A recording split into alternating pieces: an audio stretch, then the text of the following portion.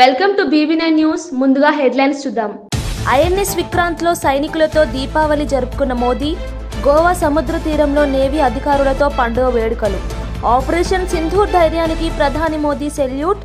సైనికుల త్యాగం దేశ గౌరవానికి ప్రతీక అన్న ప్రధాని వ్యాఖ్య. భాగ్యలక్ష్మి అమ్మవారిని దర్శించిన మాజీ మంత్రి హరీష్ రావు.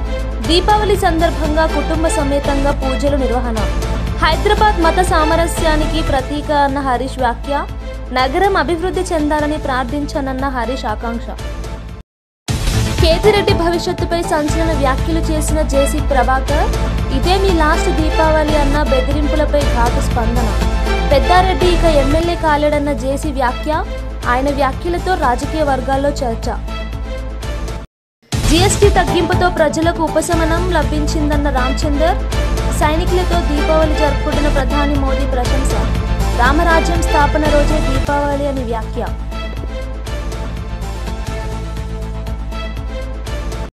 గోవా సముద్ర తీరంలో నేవీ అధికారులతో కలిసి ప్రధాని నరేంద్ర మోదీ దీపావళి వేడుకల్లో పాల్గొన్నారు. INS విక్రాంత్ పేరు వినగానే శత్రువులకు భయం పుడుతుందని చెప్పారు. మన రక్షణ దళాల పరాక్రమం ప్రపంచానికి ఆదర్శమని కొనియాడారు. ఆపరేషన్ సింధూర్లో త్రివిధ దళాలు ప్రదర్శించిన ధైర్యానికి సెల్యూట్ చేస్తున్నానని పేర్కొన్నారు.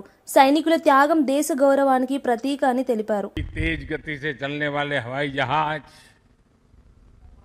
ये पनडुब्बियां,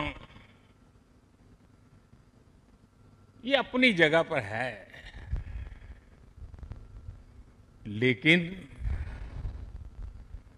जो जज्बा आप में है ना, वो उसको भी जानदार बना देता है.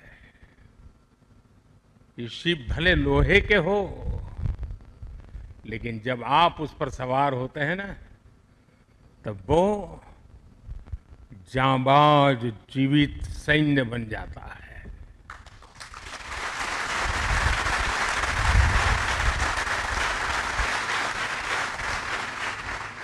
मैं कल से आपके बीच हूं. एक एक पल मैंने कुछ न कुछ सीखा है, कुछ न कुछ जाना है.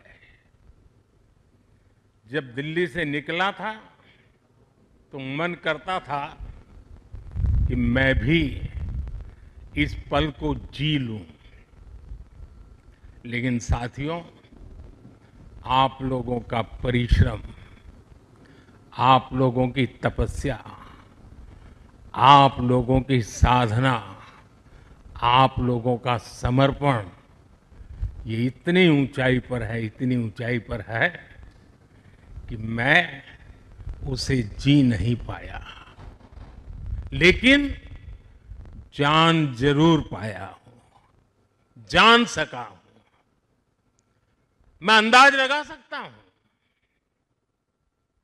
कि इसे जीना कितना कठिन होगा, लेकिन जब आपसे निकट रह करके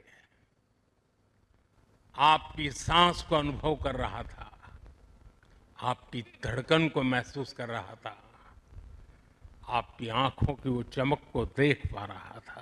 దీపావళి సందర్భంగా మాజీ మంత్రి హరీష్ రావు కుటుంబ సమేతంగా చార్మినార్ భాగ్యలక్ష్మి అమ్మవారిని దర్శించుకున్నారు. అమ్మవారి ఆశీస్సులతో అందరూ సుఖ సంతోషాలతో ఉండాలని ఆకాంక్షించారు. హైదరాబాద్ మత సామరస్యానికి ప్రతీక అని పేర్కొన్నారు. నగరం మరింత అభివృద్ధి చెందాలని ప్రార్థించానని చెప్పారు. రాష్ట్ర ప్రజలందరికీ కూడా దీపావళి పండుగ శుభాకాంక్షలు తెలియజేస్తా ఉన్నాం. ఆ అమ్మవారి దయతోని రాష్ట్ర ప్రజలందరూ కూడా సుఖ సంతోషాలతో ఆయురారోగ్యాలతో ఉండాలని, ఆ అమ్మవారు మనందరినీ చల్లగా దీవించాలని ప్రార్థించడం జరిగింది. ముఖ్యంగా హైదరాబాద్ అంటేనే ఒకప్పుడు మత సామరస్యానికి మరి ప్రతీకగా మన హైదరాబాద్ ఉండేది. చార్మినార్లో భాగంగా భాగ్యలక్ష్మి అమ్మవారి దేవాలయం ఉండడం, హిందువులు ముస్లింలను గౌరవించడం, ముస్లింలు హిందువులను గౌరవించడం, ఒకరి పండుగను ఒకరి సాంప్రదాయాల్ని ఒకరు గౌరవించుకునే గొప్ప సంస్కృతి మన హైదరాబాద్కు ఉంది. ఈ హైదరాబాద్ నగరం ఇంకా ఇంకా వెలిసిల్లాలని, ఇంకా అభివృద్ధి పథంలో ప్రయాణించాలని అమ్మవారిని ప్రార్థించడం జరిగింది. సీఎం రేవంత్ పై సోషల్ మీడియాలో పెడుతున్న చిల్లర పోస్టులకు బీఆర్ఎస్ పార్టీ బాధ్యత వహించాలని ఎమ్మెల్సీ వెంకట్ బల్మూర్ అన్నారు. స్వేచ్ఛ పేరుతో తప్పుడు ప్రచారం అంగీకారమని విమర్శించారు. పోలీసులు కఠిన చర్యలు తీసుకోవాలని, లేకపోతే యువత వీధుల్లోకి వస్తుందని హెచ్చరించారు. కేటీఆర్ సమాధానం చెప్పాలని డిమాండ్ చేశారు. ఉన్నత అధికారుల గురించి నిన్న కూడా బీఆర్ఎస్ పార్టీ సోషల్ మీడియా హ్యాండిల్లో వాళ్ళు ఏదైతే గౌరవ ముఖ్యమంత్రి రేవంత్ రెడ్డి గారి గురించి కూడా అనుచిత వ్యాఖ్యలు ఒక పోస్ట్ చేయడం జరిగింది. ఎన్నో సందర్భాల్లో దీని గురించి మేము పోలీస్ శాఖ కూడా కంప్లైంట్స్ ఇవ్వడం జరిగింది. ఈరోజు ముఖ్యమంత్రి గారి పైన పెట్టిన పోస్టు ద్వారా తెలంగాణ రాష్ట్ర వ్యాప్తంగా ఉన్న యువత అందరూ కూడా, విద్యార్థులు యువకులందరూ కూడా వాళ్ళ మనోభావాలను దెబ్బతీసి గౌరవ ముఖ్యమంత్రి రేవంత్ రెడ్డి గారి గురించి మాట్లాడిన మాటల పట్ల అందరూ కూడా ఆవేశంతో రోడ్లెక్కే పరిస్థితి ఉంది. సో పోలీస్ అధికారులకి ఈరోజు మేము విజ్ఞప్తి చేస్తున్నాం. నిజామాబాద్ ఏదైతే జిల్లా పరిధిలో జిల్లా అధ్యక్షులు, అదేవిధంగా జిల్లా పరిధిలో ఉన్న నాయకులందరితో కలిసి నిజామాబాద్ సిపి గారికి ఒక కంప్లైంట్ కూడా ఈ రోజు మేము ఇవ్వడం జరుగుతుంది. ఈ రకంగా ముఖ్యమంత్రి గారి పైన పోస్టులు పెట్టిన BRS party official social media handle, దీనికి సంపూర్ణ బాధ్యత ఆ party working president Kalvakuntla Taraka Ramarao పైన కఠినమైన సెక్షన్స్ పెట్టి ఆయన పైన చర్యలు తీసుకోవాలి. తీసుకోకపోతే, ఆ పోస్ట్ పైన రియాక్ట్ కాకపోతే తెలంగాణలో యువకులని ఆపే పరిస్థితి ఉండదు. పెద్ద ఎత్తున యువకులు, విద్యార్థులు రోడ్లపైకి వచ్చి ఆందోళన చేసే పరిస్థితి ఉంటుంది. కేటీఆర్ పైన కూడా దీని బహిరంగ క్షమాపణ చెప్పకపోతే కల్వకుంట్ల తారక రామారావు పైన కూడా దాడులకి దిగాల్సిన పరిస్థితి ఏర్పడుతుంది. ఈరోజు పోలీస్ అధికారులు మీరిక్కడ కొంతమంది యువకుల్ని అడ్డుకునే ప్రయత్నం చేస్తున్నారు. కానీ తెలంగాణ రాష్ట్రంలో ప్రజలందరూ కూడా ఈరోజు గౌరవ ముఖ్యమంత్రి రేవంత్ రెడ్డి గారి గురించి మాట్లాడితే ఆగే పరిస్థితి ఉండదు. సో తక్షణమే దీనిపైన రియాక్ట్ అయి కేసులు పెట్టి కల్వకుంట్ల తారక రామారావు పైన, బీఆర్ఎస్ పార్టీ హ్యాండిల్ నడిపే వాళ్ళపైన కఠినమైన చర్యలు తీసుకోవాలని చెప్పి మీడియా ద్వారా పోలీస్ శాఖ కూడా విజ్ఞప్తి చేస్తున్నాను. ఏపీని పెట్టుబడుల కేంద్రంగా మార్చుతున్నామని విజయనగరం ఎంపీ కలిశెట్టి అప్పలనాయుడు తెలిపారు. సీఎం చంద్రబాబు, ఉప సీఎం పవన్ కళ్యాణ్, మంత్రి లోకేష్ చొరవతో వైజాగ్ ఐటీ హబ్ గా మారుతోందని చెప్పారు. గూగుల్, కాగ్నిజెంట్ వంటి సంస్థలతో ఒప్పందాలు కుదుర్చుకున్నామని వెల్లడించారు. జగన్ అబద్దాల ప్రచారం ప్రజలు నమ్మరని అన్నారు.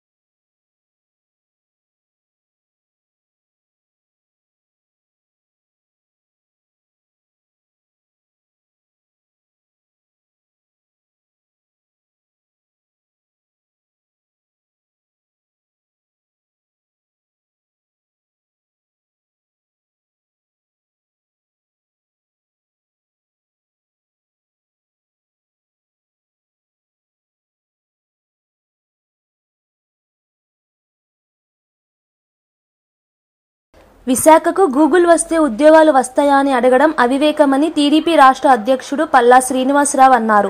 1,30,000 కోట్ల పెట్టుబడులు వస్తే ఉద్యోగాలు తప్పవని పేర్కొన్నారు.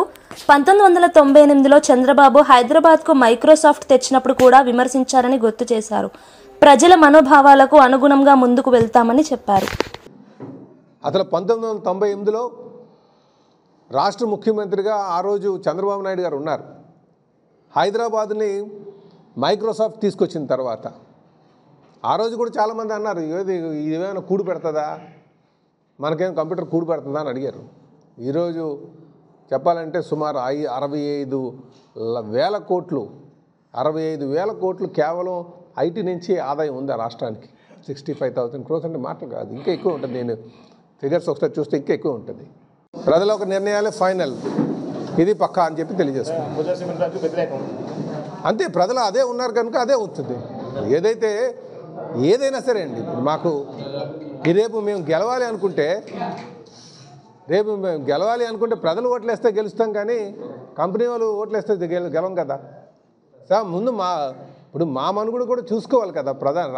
ఎవరైనా నాయకులు ప్రజల యొక్క ఆలోచనలకు అనుగుణంగానే వెళ్తాం, ప్రజల యొక్క మనోభావాలకు తగ్గట్టుగానే వెళ్తాం. ఇదే మీ లాస్ట్ దీపావళి అని బెదిరింపులు చేస్తే చూస్తూ ఊరుకోమంటూ జేసీ ప్రభాకర్ రెడ్డి హెచ్చరించారు. పెద్దిరెడ్డి 3 ఏళ్లే ఉంటానని చెబుతున్నారని వ్యాఖ్యానించారు. కేతిరెడ్డి చిన్నవాడు కాబట్టి మళ్లీ అవకాశం ఉండొచ్చని, కానీ పెద్దారెడ్డి ఇక ఎమ్మెల్యే కాలేడని తెలిపారు. ఆయన వ్యాఖ్యలు రాజకీయ వర్గాల్లో చర్చకు దారితీశాయి. లాస్ట్కు అనంతపురం డిస్టిక్ లో కోవిడ్ కంట్రోల్ చేసింది ఎవరు తెలుసా? ఆర్డిటి లేకపోతే ఏమైందా? లక్షలకు పోయిందిరో. Don't talk about privatisation. నువ్వు గుండె మీద చేసుకొని చెప్పండి మీరందరూ. ఆయన ఎందుకు చెప్తాడు ప్రైవేటైజేషన్ వద్దా? ఇప్పుడు చెప్పండి, మీరు చెప్పండి ప్రైవేటైజేషన్ వద్దు. ప్రైవేటైజ్ చేయలేదా? వెహికల్స్ 32,000 నెలకు ఎక్స్ట్రా కిలోమీటర్ పోతే ఆ డీజిల్ బిల్ ఇచ్చినారు. అది ప్రైవేటైజేషన్ కాదా? గవర్నమెంట్ ఉంటే ఎవరి దగ్గర రావడంలే. ఈ ప్రైవేటైజేషన్ మానుకోండి. నేను దండిగా టాపిక్ ఉంటే మాట్లాడండి, ఎవరో తింటారు మనం మాట్లాడతాడు. ఆయన ఏమో అంటాడు ధర్మవరం ఆయన ఇదే లాస్ట్ దీపావళి. నమస్కారం సార్, చిన్నోడురా నువ్వు రఫా వద్దు. ఇదే మీకు లాస్ట్, ఇదే మీకు ఫస్ట్. ఒప్పుకోరమ్మా, జనం ఒప్పుకోరు. అది మీ చిన్న ఆయన చెప్పినాడు నేను 3 ఏళ్ళు ఉండేదని. ఏమన్నా మరి ఆయన దీవెన ఎట్లుందో నాకు తెలియదు, కానీ దేవుడి దీవెన ఎట్లుందో నాకు తెలియదు. కానీ ఆయన దీవెనే 3 నెలలు ఆడు ఎప్పటికీ ఇంక ఎమ్మెల్యే కాలేడు. మంత్రులపై ఇష్టమొచ్చిన ఆరోపణలు చేయడం తగదని మంత్రి అడ్లూరి లక్ష్మణ్ అన్నారు. కమిషన్లకు care of address BRS party అని విమర్శించారు. దాచుకోవడం కేసీఆర్ కుటుంబానికే తెలుసన్నారు. ధర్మపురికి డిగ్రీ కళాశాల మంజూరు చేసినందుకు సీఎం రేవంత్ కు ధన్యవాదాలు తెలిపారు. కొంచెం చెప్పండి, ఇది టెలికాస్ట్ చేయాలి. నాకు ఒక 2 నిమిషాలు చెప్ప. మన ఇంట్లో విషయం బయటకు ఎప్పుడు పోతుంది? మన కుటుంబానికి విషయం ఎప్పుడు బయటికి పోతుంది? కుటుంబ సభ్యులు చెప్తూనే పోతుంది. మీ కుటుంబ సభ్యురాలు, మీ తోడబుట్టిన మీ చెల్లె కవిత మాట్లాడిన మాటలకు ఫస్ట్ జవాబు చెప్పు కేటీఆర్. ఆమె మాట్లాడింది కదా వీడియో ముంగట వచ్చి, దాచుకున్నారు కమిషన్లతో మొత్తం మా నాయనను మొత్తం ముంచిండ్లు, మా నాయనను మొత్తం నట్టెట్ట ముంచిండ్లు, మా నాయన దేవుడు ఇంద్రుడు చంద్రుడు, మా నాయన కేసీఆర్ అని చెప్పి కవిత మాట్లాడకు కేటీఆర్ ఫస్ట్ జవాబు చెప్పమని. కమిషన్లకు కేర్ ఆఫ్ వాళ్ళు, కకృతి పరులు వాళ్ళు, దాచుకుందామా అనేది ఆలోచన వాళ్ళకు. ఒక 20 నెలల లోపటిన ఇంత విషయం ఎందుకు, ఇంత కకృతి ఎందుకు, ఇంత దురాలోచన ఎందుకు? నువ్వు మొన్న 2023 ఎన్నికల లోపల ప్రజలు తీర్పు చెప్పినారు. ప్రజాపాలన ఇందిరమ్మ రాజ్యంలో ముఖ్యమంత్రి గారికి అవకాశం ఇచ్చినారు. మన సంవత్సరం తర్వాత ఎన్నికలైనాయి కదా. మీ నాయన మహానుభావుడి నేతృత్వంలో జరిగిన కారు సారు 16 కేసీఆర్ గారు చెప్పిన మాట ఏమైంది నాయన? పార్లమెంట్ ఎలక్షన్లో ఏమైంది చెప్పండి. ఇంతకంటే సాక్ష్యంగా అలిగేలా పోయి బై ఎలక్షన్ సంబంధించిన విషయం లోపల లేకపోతే మా వ్యక్తిగతమైనటువంటి ఆరోపణలు చేస్తున్న కేటీఆర్ జర నోరు దగ్గర పెట్టుకో. ఏది పడితే అదే మాట్లాడితే మంత్రులం కదా అని చెప్పి ఇంకొక మీ సహచారం మీ బంధువు హరీష్ రావు నీకు నీ చుట్టం మంత్రి అంటాడు, దండుపాలు ఏమాట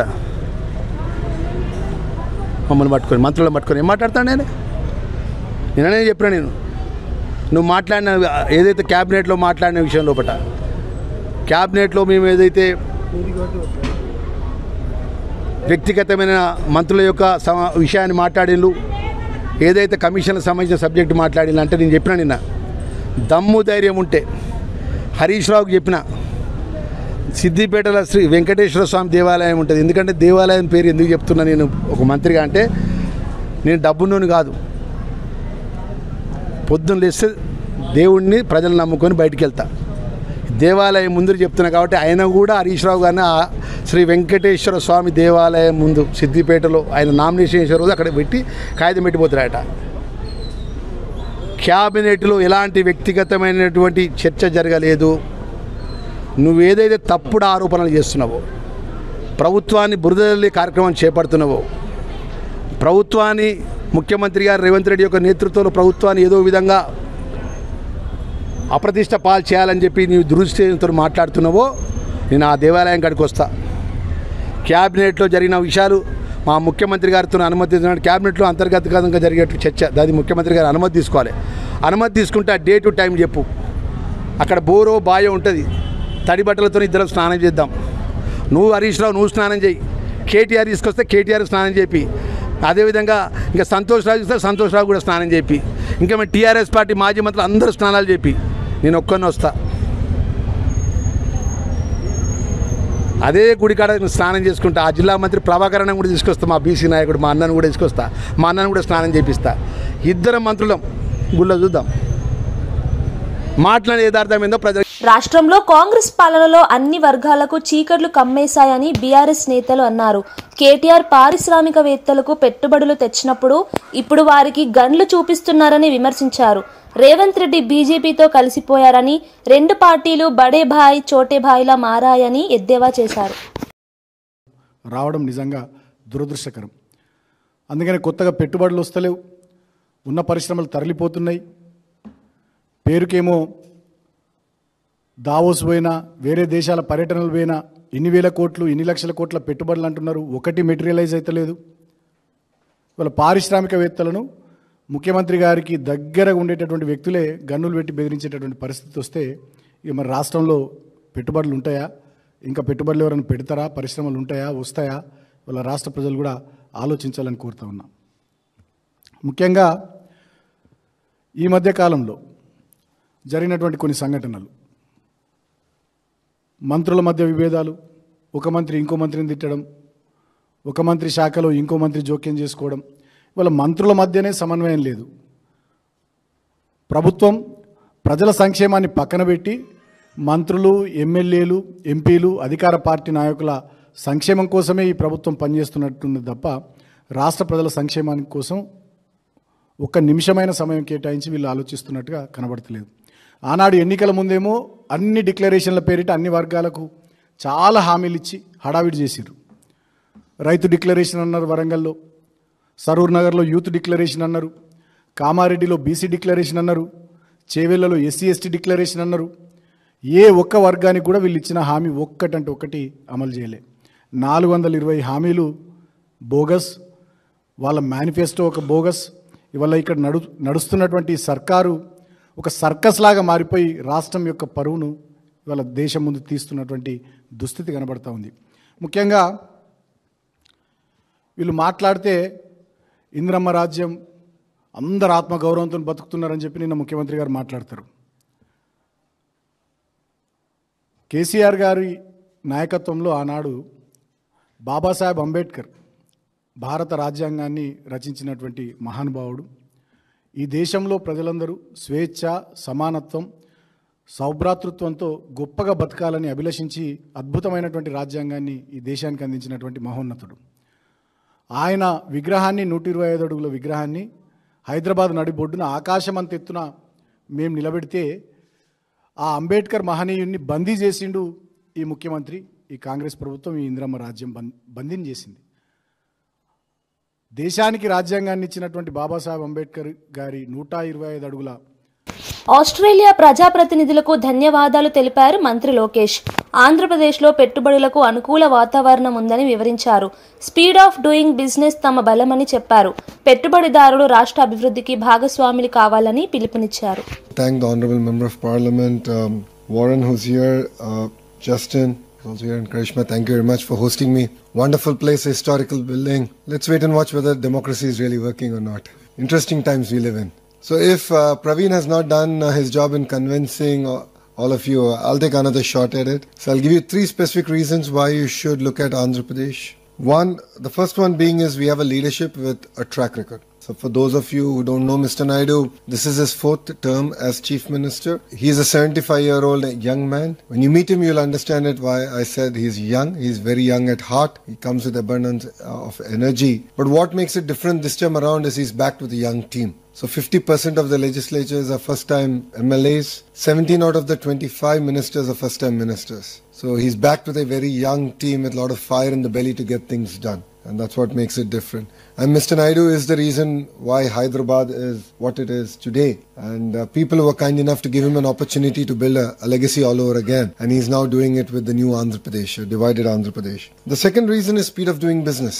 And I can give you 2 specific examples of it. One, I'm sure all of you have followed the Google's announcement.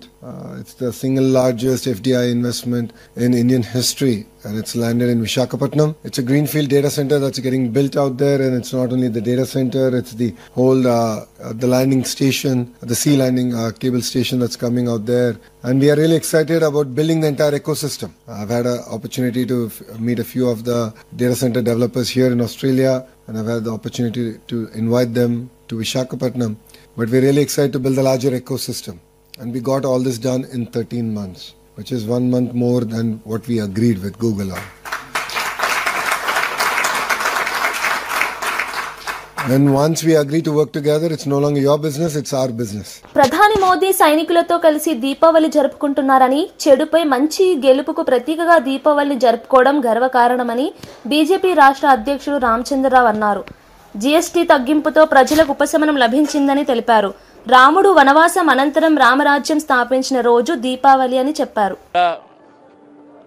Diwali చాలా ఘనంగా జరుపుకుంటున్నాం మనం. ముఖ్యంగా నరేంద్ర మోదీ గారు జీఎస్టీ తగ్గించినందుకు ఈ దీపావళి భారతదేశ ప్రజలు, ముఖ్యంగా తెలంగాణ, హైదరాబాద్ ప్రజలు కూడా ఇది వారి బహుమతిగా భావించి తగ్గిన ధరలకు బట్టల మీద అయితే ఏంది, టపాకాయల మీద అయితే ఏంది, లేకుంటే కార్ల మీద, ఫ్రిడ్జ్ల మీద, ఏసీల మీద, వీటన్నిటి మీద ధరలు తగ్గినటువంటి ఒక సందర్భంగా అసలైన దీపావళి ఈసారి జరుగుతుందని చెప్పేసి మనం భావించాలి.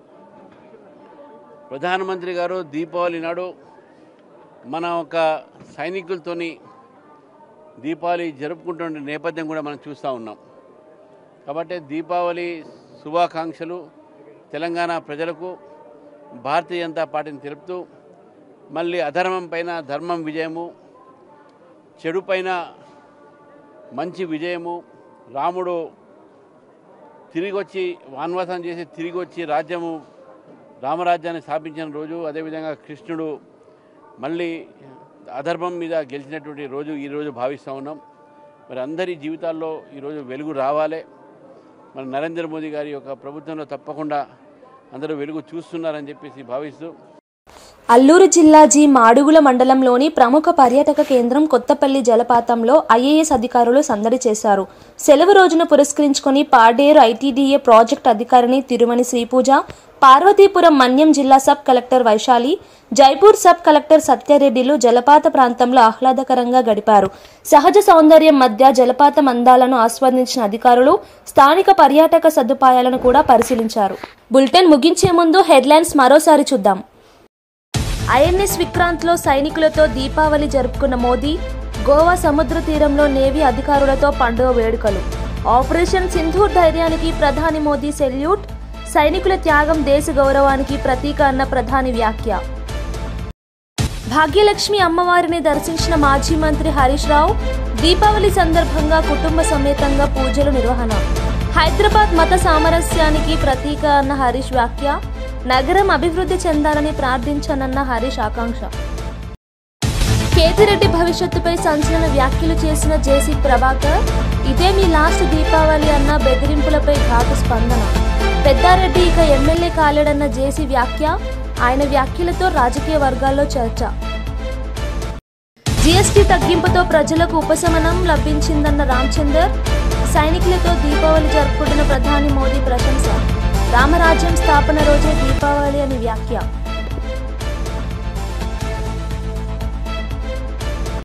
ఇవి బులెటిన్ విశేషాలు. చూస్తూనే ఉండండి B9 న్యూస్.